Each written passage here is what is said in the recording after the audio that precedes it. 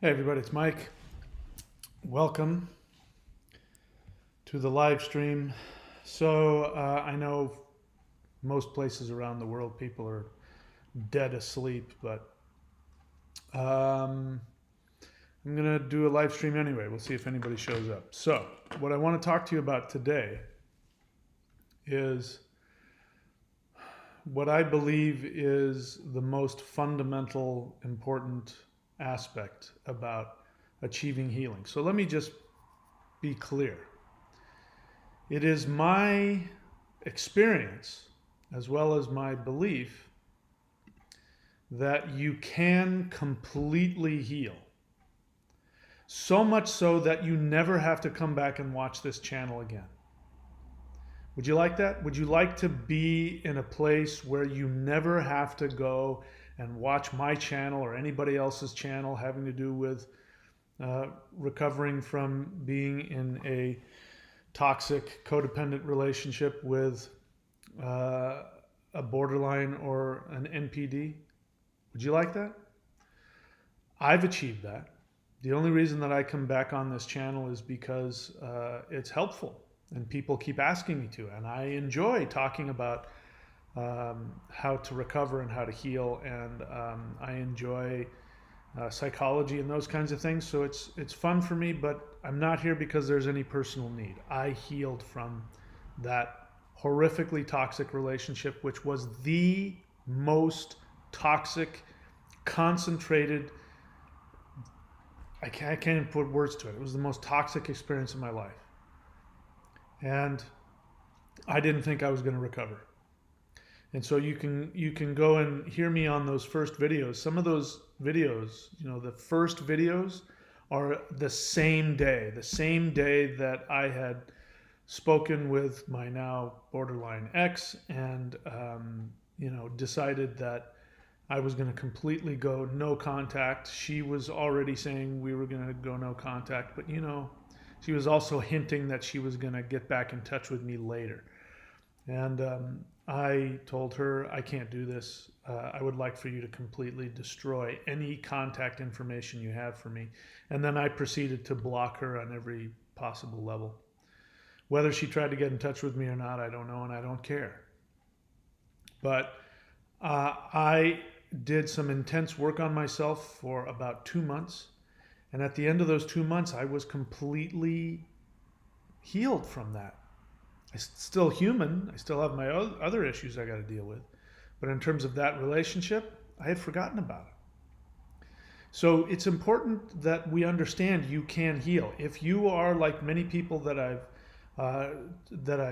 interacted with, many people who have left comments, if you're still months, years later, you're still walking around in pain, you're still like, it's like a death. Have you ever gone through a death when somebody really close to you dies? There's that traumatic period where you're going through your day and then all of a sudden it just hits you and just the pain. And for me, there's just like this hole in my gut and there's this feeling of trauma and the body and the brain are trying to figure out what is happening, what is wrong, and you feel like you're dying. That's what it felt like. Not only in the relationship, but when it was over, I still had that. And so if you're still walking around and experiencing those things, know that that's because you've gone through a really toxic experience and you are experiencing post-traumatic stress disorder. We spend a lot of time talking about the complex post-traumatic stress disorder that the borderline experienced and continues to experience. You know me, I don't have any negative feelings. I don't have any judgment. I feel, I have a lot of compassion for, what they go through and what they've been through. And if I could, I'd snap my fingers and make all of them healthy. That's not my job. But the point I'm trying to make is that you can be completely free of that. So in order to do that, we have to reconstruct an identity. So let's talk about, first, I guess let's talk about, one of the things that is most helpful for us, those of us who have been through this, is that it helps us to understand what's going on with the borderline. And yes, we could talk about all the horrible things that you experienced and all the horrible things that they did. And we could, you know, perhaps argue about whether or not they were planning it. Are they choosing to harm you? Or, you know, can they help it? None of that matters. What matters is, first off, understanding what happened to them, because by completely understanding what happened to them, you understand what they are trying to do with you. I use my words very carefully. They're not trying to do it to you, they're trying to do it with you. So they have chosen to have a relationship with you, and they're trying with you to give you an experience of what they experience all the time. And this is what we all do. It's a very human thing. And by doing that, the hope is if they can integrate their experience into your reality, that you'll be able to see them and connect with them, and then they'll get what they're looking for. Unfortunately, it never happens that way. But what happened to them is somewhere between the age of 0 to 2 years of age, they went through some very, very destructive, toxic trauma. That trauma could be nothing more than simple neglect. In fact, I think for infants, neglect is the worst possible thing. Because they're so needy. They're not only physically needy, but they need physical touch. You know, there's evidence that children who didn't get physically touched end up becoming antisocial, serial killers. You know, I did, when I was an actor, I wrote a movie about serial killers, and I played, you know, a couple serial killers in this movie. And I did a ton of research on what creates them. And I found that a lot of them were orphans who had, you know, just lived in, you know, cribs without, you know, maybe there's a nun walking up and down, you know, this rows and rows of infants, and, you know, getting zero love and attention. And just having that whole being held and loved, if you don't get that, all kinds of things do not develop in the brain. Empathy, for one. Empathy doesn't get developed. You know, sympathy doesn't get developed. Self-love. And of course, the whole thing is hinging on whether or not they can create an identity. Doing some research yesterday, I ran into, again, some more research that said that there may be a genetic component to it. So when you get all these things, all, you know, all the things come together, you have something that breaks inside of these poor little infants that never gets healed. Of course, with therapy, they can learn to compensate if they really, really work at it, and if they are willing and able to look at themselves and be honest. And I'll be straight with you. My interaction with a lot of them are not completely aware, even so-called cured. You know, I've had interactions with people who claim to have been cured from it. And the interactions were extremely toxic and destructive. And, you know, they talk a good game and they have a lot of knowledge, but they're not in any kind of real recovery. I have had other interactions with some who have given me the impression that they are able to handle their symptoms and their internal reality and still act in a constructive way. They're not the easiest people to, you know, have a relationship with, but they do have the ability. But, you know, it's really important that you understand that these people are broken.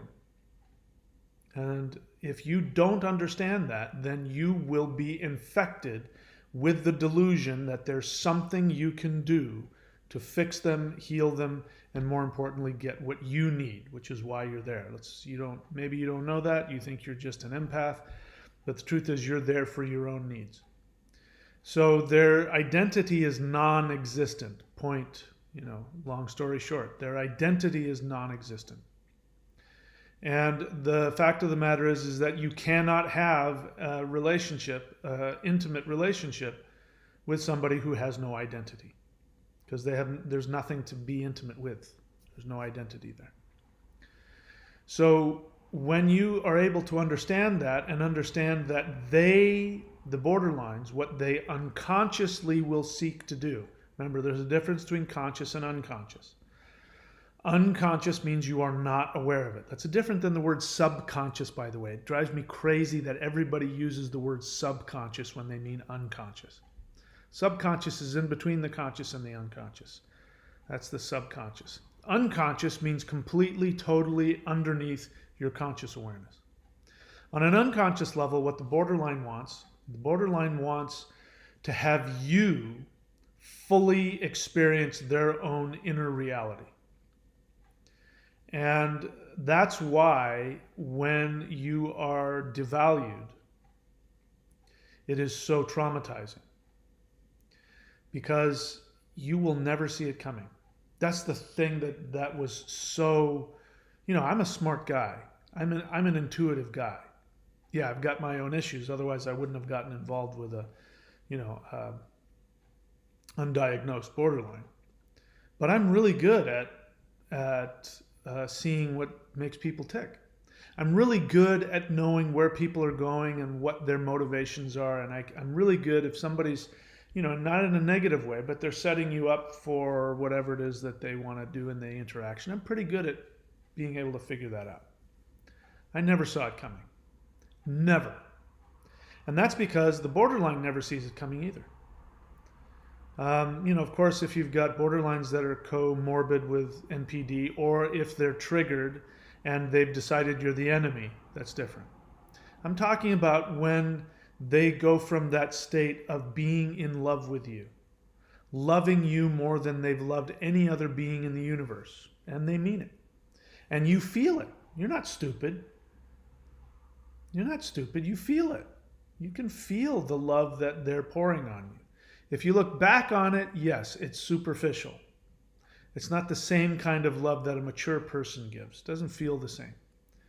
But nevertheless, it's honest and it's sincere and it's something you've been wanting your whole life.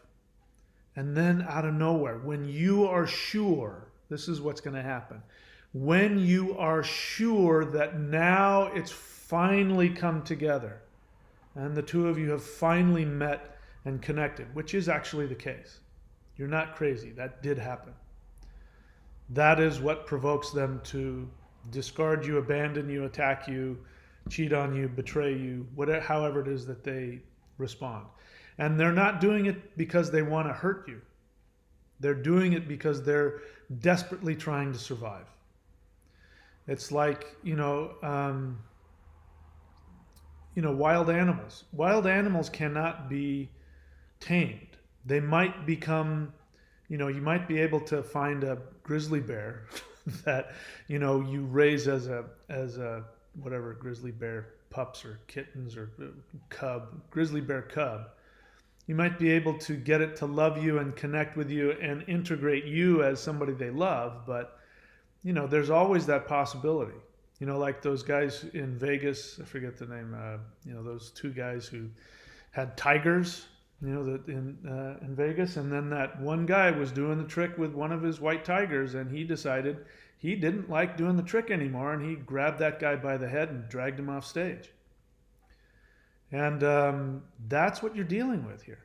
So they're not able to truly experience intimacy because they become like that tiger. They have pure instinct and they don't have any real control over those impulses. And I don't think that tiger spent any time feeling guilty about grabbing that guy by the head and dragging him off stage. I don't think he had any guilt for that. So you have to understand what you're dealing with. So in order for you to understand that there is no hope for the untreated toxic borderline, you have to understand that they have no identity to push off from, which is what has to happen. Even healthy people, at some point in a relationship, even if somebody is fully healthy, when real intimacy hits, everybody gets frightened. If you haven't experienced that, like if you haven't experienced the real fear that comes from having somebody really see you and love you, then perhaps you've never really had a truly deep connection with somebody. Maybe you've been in toxic, codependent relationships your whole life. I know I was. It wasn't until I was 52. I'm going to be 57 in a couple weeks. Can you believe it? It wasn't until I was 52 years of age that I actually was able to allow somebody to love me, and I had that absolute, utter, complete connection and love, like you hear about. And I can tell you that it was very frightening. And I had to, there was at one point where she, I had responded, almost like a borderline. I was responding in all kinds of strange ways. And she said, do you want this? I just want to know. If you don't want it, it's okay, but I just need to know. Is this something that you want? And I had to sit with myself, and I realized that I was afraid and that I was reacting completely out of my fear. And I stopped and I said, yeah, I do. And from then on, I had the ability to shift and completely embrace the intimacy, the intense intimacy that came, and the love that came from it was, I can't even put words to it. That's how I ended up with my borderline. I was still mourning the loss of that because sadly she passed away. So if you've never experienced that, it may mean that you haven't fully integrated your identity within yourself.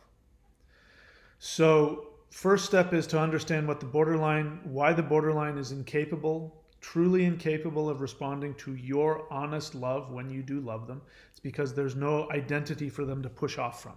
So the only thing they can do is run. It's the only thing they know how to do. And if you understand that and you can integrate with yourself, there's no hope. It's never going to happen. As much as I want it to, as much as, the promise of it keeps coming up. And that's the hardest part. It's the promise of the relationship. And if you're honest with yourself,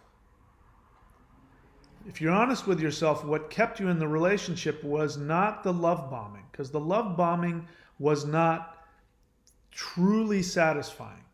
It starts the process. It's like, sorry, I took a nap, so my brain isn't working very well. It's like foreplay. Foreplay isn't true satisfaction. It's getting you ready for it, and it's fun, and it's stimulating you, and it feels really good, but you're looking for that, right? That blast off. And if you're honest with yourself, the love bombing is like foreplay. It never really gives you the full, complete satisfaction, but it gives you the promise, and it makes you hungry for the promise. And if you're honest with yourself, no matter how long you were with your BPD or NPD, the fulfillment of the promise never really arrived. But what kept you there was that promise. When each time that you would reconnect, they'd hoover you back in, you'd reconnect, and you'd talk, and you'd gain some intimacy, and you'd explain to them, you did this and made me feel this way, and they go, I know, I can't believe that.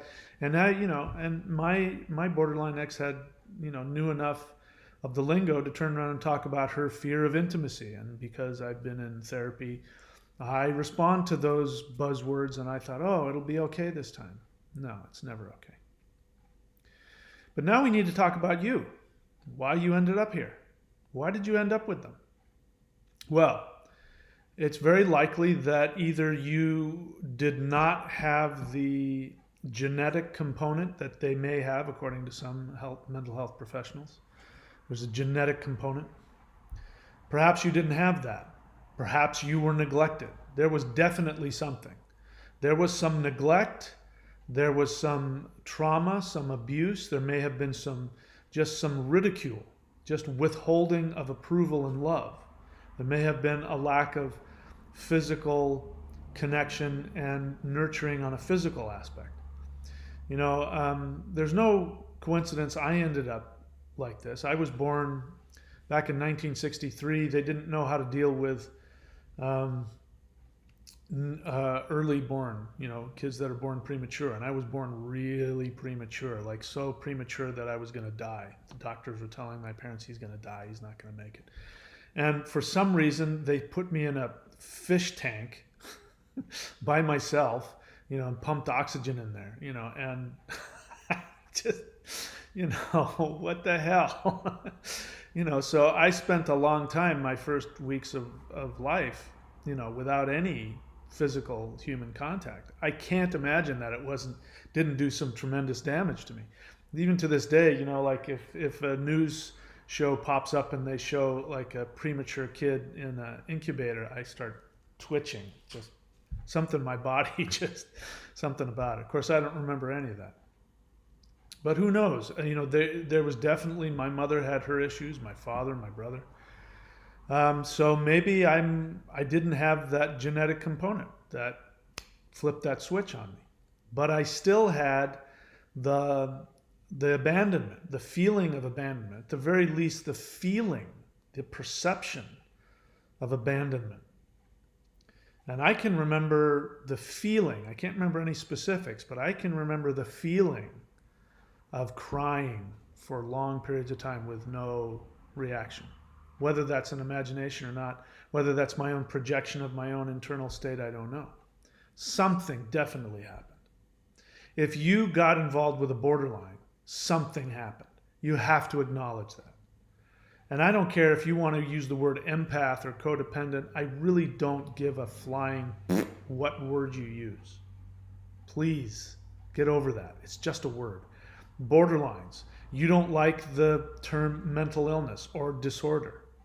So what? What is important is to understand the effects of the symptoms that you have. We need to get out of our own narcissism and stop worrying about the labels. And everybody's got it. People on here don't like to be called codependent. They want to mythologize their pain by calling themselves empaths. And I say being an empath is only, just one of the requirements for being a codependent. Borderlines, you don't like the word mental illness or disorder, you can use whatever word you want. You want to say you're suffering from PTSD or complex PTSD?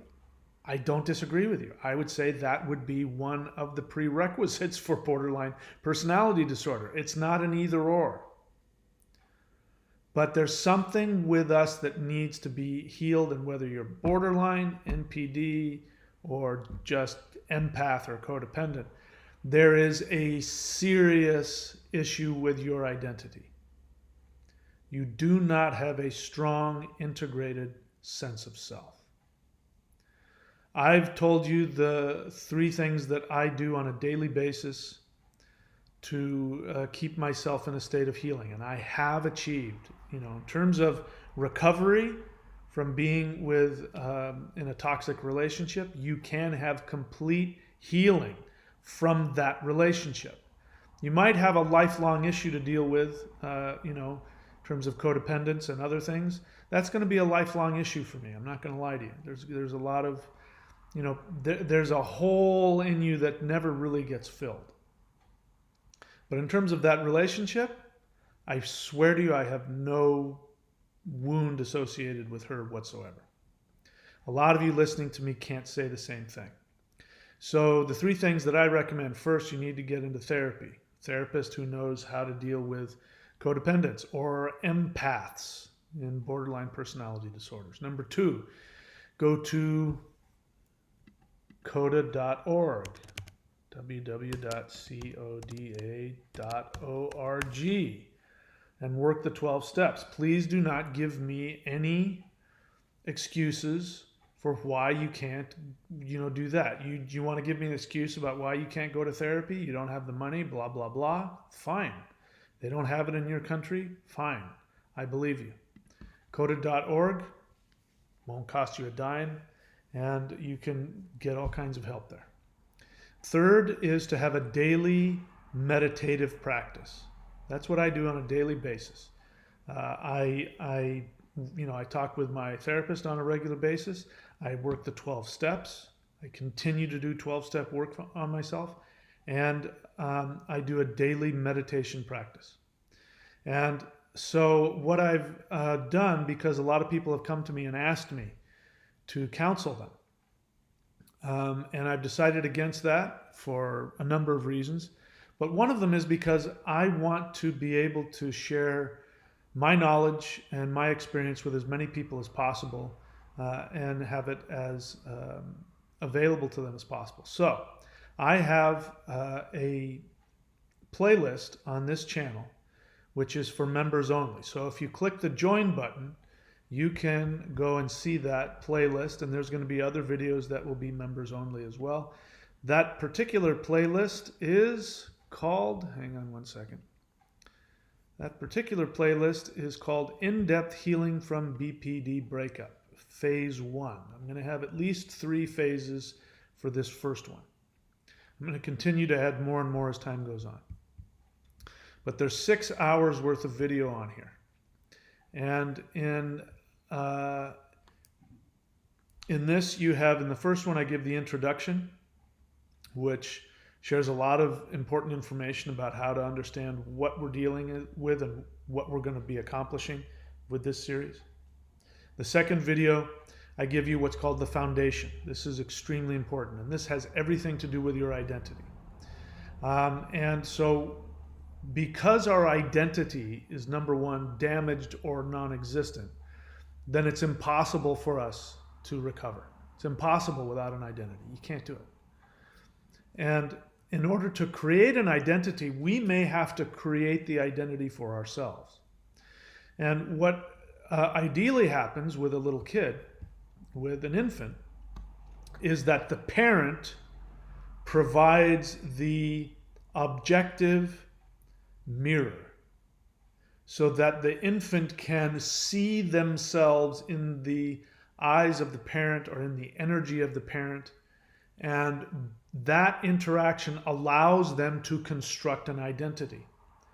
When the parent is non-existent, or when the parent is dysfunctional or destructive, then that identity never gets created. If it does, what is created is purely negative. It's a purely negative feedback.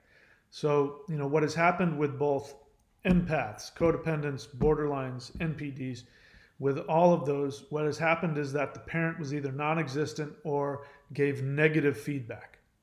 And that could be just as little as mocking the child or, belittling the child, outright, abuse of the child's desires, experiences. I'll give you something to cry about. Those kinds of things. Laughing at them. I remember once I went running into my mom's room because I had a bad dream, and my dad laughed. I still remember it. I was a little kid. I think I was 4 years old. And my dad laughed. He thought that was funny, that I had had a bad dream. That kind of stuff, that stuff builds up. It doesn't promote the ability to create an identity. So we have to create it within ourselves.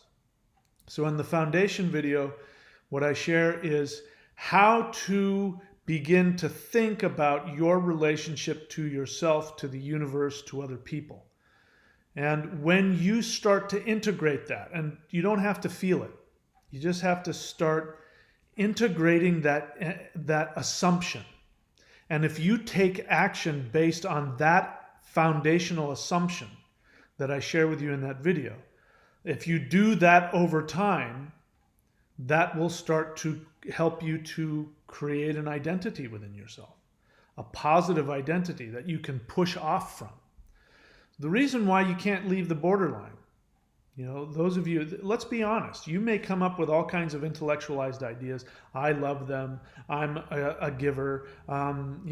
They can't help it. They don't deserve it. You'll come up with all kinds of reasons, but they're really, truth is, they're bullshit excuses your brain makes up to keep you someplace you can't leave. You're stuck. You can't leave. The reason why you can't leave is the same reason why the borderline actually leaves you. It's the same thing. It's that you don't have enough of an identity to push off from. The bottom of a pool, you want to get to the surface, you have to push off from the bottom of the pool. That's your identity. If there is no bottom of the pool, you push and you sink down. Quicksand is like that. You try and push off from the bottom, and every time you try and push off the quicksand, you sink deeper and deeper and deeper. This is what happens when you get attached and infected with that mindset, and then you try and leave. The harder you try, the more sticky it gets. But if you have an identity, you can push off and you can separate and you can heal. And that is why, if you got involved with a borderline, it means that there's no identity there, or the identity is damaged. Because people who have a healthy sense of self, the first time that they are devalued, because it's not the same. The devaluation that comes from a borderline is unique. I've never experienced anything even close to that. There's been people now that I've had in my life who I know had borderline tendencies. That's a huge jump between actually having BPD. It's a whole different animal. And the devaluation that you experience from them is like nothing that happens anywhere else. Other relationships, yes, people can be mean, people can be cruel, people can be selfish, people can objectify you, people can cheat on you, people can betray you, but it happens within this realm of understandability. There's still some sense to all of it. It still hurts, but you have this ability to sort of wrangle within it. And when it comes from a borderline, there's no frame of reference. And you know exactly what I'm talking about. But if somebody has an identity, the first time that it happens, they go, I'm not going to do this. I deserve better than this. I am out of here. There's something wrong with you. Nothing personal, but I'm out. So if you didn't say that and you got hurt and devalued, and somehow that horrifically devaluing experience in some weird way that you can't comprehend attached you even more intensely to the borderline, that means that there's some serious identity issues that need to be dealt with. You didn't form a healthy identity either. The abandonment and the neglect and who knows whatever else you experienced, that created a bond with other people who have these kinds of wounds. And so what ends up happening for the codependent, for the empath, the reason why you're so empathic is because you want to re-experience that pain. And when you see it in somebody else, it creates huge amounts of empathy. So you're right, you do have a ton of empathy that you feel. But it's not coming from unconditional love, it's coming from a projection. And the projection that you're feeling is, number one, you want to connect because they'll understand. You see it in them and you can go explain to them and share with them what happened to you. Or if you don't verbalize it, energetically you share. And there's this unconscious intermingling of wound, of pain. And that is a very intense bond. And then the empathy that rises within you to love and take care of them is the empathy that you wish you had gotten. You don't know this consciously. On an unconscious level, you re-experience that pain of wanting to be loved and nurtured and taken care of, and so you project it onto whoever it is. And if you know, you find the most messed up, wounded, screwed up person. There's people on here that I've talked to, they'll find alcoholics, that are on the street, and they'll bring them into their house and, clean them up and feed them and give them a place to stay in between drunken binges. You seek out the narcissist. Narcissists are the same as borderlines. They just have much better denial. In fact, their denial is just like infinite and never stops. Borderline has bouts where their denial, fades for a little bit and they become vulnerable, but then the denial kicks back in. You as an empath, codependent, you have denial as well. You learned how to deny your own needs and your own pain and project it onto others.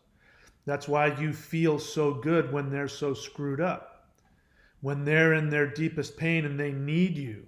I can remember there was a 3-week period with my borderline ex where I think because she was with me, it brought up so much stuff, so much fear and abandonment, what she called anxiety, that she started taking, anxiety medication, which did not help her and put her into a hole. And for 3 weeks, I was taking care of her, and I was taking her to doctors, and I was bringing food to her because she wouldn't get out of bed, and of course she didn't remember any of that. But while I realized this was something I wanted to get over, I also remembered times in my life when that would have been, well, at least she's there. I can remember a girl I dated who definitely was codependent. And I had a kidney stone. If you ever had a big kidney stone, not the little ones, but the big ones, if you ever had that, you know what I'm talking about. I was passing out from the pain. Writhe on the floor, and then I'd pass out from the pain. And that was going on all night. And I called her up and I said, come on over, I'm in trouble. And I passed out.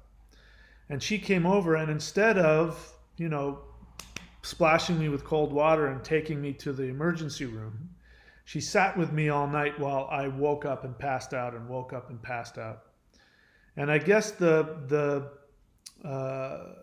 kidney stone had stopped moving long enough for me to wake up, and I wasn't in any intense pain, but I knew if I didn't get to a hospital, something was going to happen. And she was asleep, and I woke her up and I said, you got to take me to the hospital. What the hell's going on?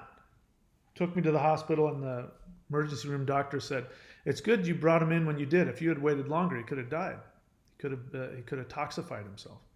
And afterwards, I was like, I had to get operated on and blah, blah, blah. And she's driving me back. And I said, what the hell?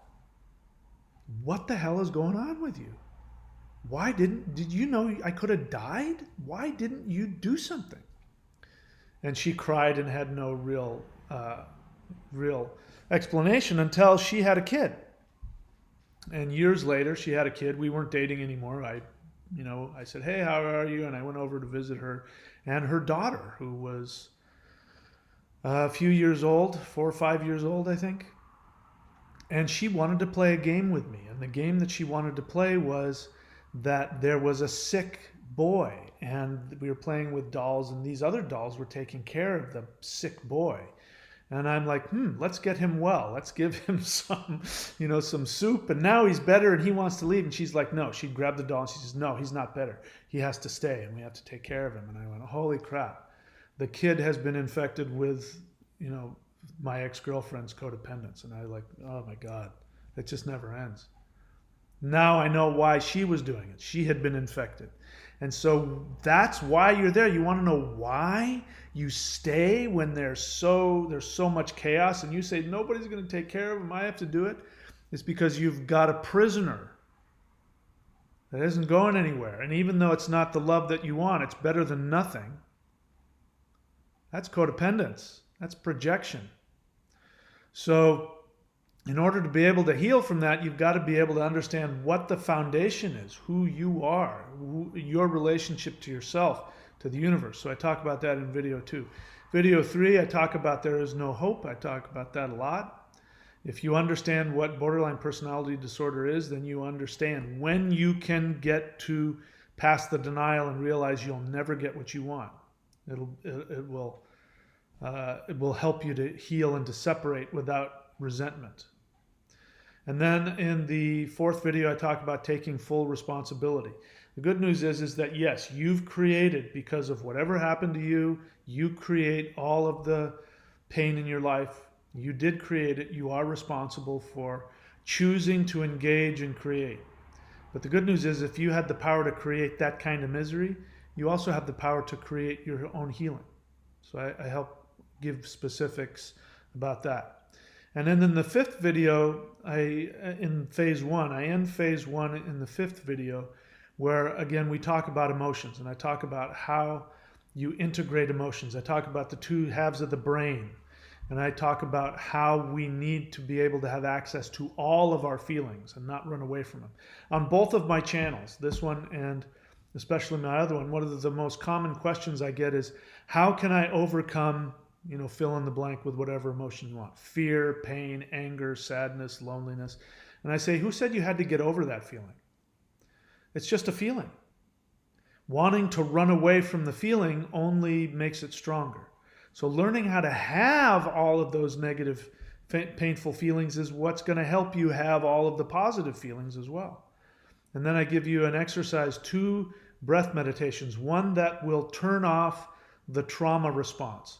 More than likely, if it's after the relationship and you're still in pain, you're still angry, or you're still having real trauma from what's going on, you're still in trauma survival mode. You haven't turned that off. It's a switch that's been turned on, and it's broken and it won't turn off. There's a breath technique you can use which will turn that off. And you can learn how to just be in the moment and rest. And then I teach you a second breath meditation which will align the 2 halves of the brain and allow you to integrate, see things objectively. If you can do that on a daily basis, I guarantee you transformation. If you want access to that playlist, you can click the join button and you can start working on that today. So, point being of this video is that you can completely heal. And if you know that you're not completely healed from that relationship, I want to invite you to do the work. If you don't want to click on that button, there are 3 things you can do. Get therapy, work the 12 steps, Codependence Anonymous, coda.org, have a daily meditative practice. I'm not the only person in the world. There's plenty of places to learn how to meditate and breathe and integrate yourself and connect yourself to whatever you want to call it, something beyond yourself. All right? So I don't know if there's any questions. If there are, I'll be happy to take them. I don't see any. Of course, there's only 4 people on because it is the middle of the night. Let me just refresh the page just to make sure that there's nobody on here and no questions. Yeah, so Vebjorn Braten, I don't know if I'm pronouncing that right, gives me some nice compliments, so thank you for that. Anyway, that's it for me, guys. Again, keep your eyes peeled. The best way to support this channel, you want me to keep doing this? Click the join button. And of course, subscribe and hit the bell button. And if you want to keep the little borderline in the corner, if you want to get her to stop crying, just mouse over her little face and subscribe and hit the bell button, and she'll be magically cured. All right, that's it for me. And I wish you all the best. Stay safe, stay healthy, and I will see you all very soon.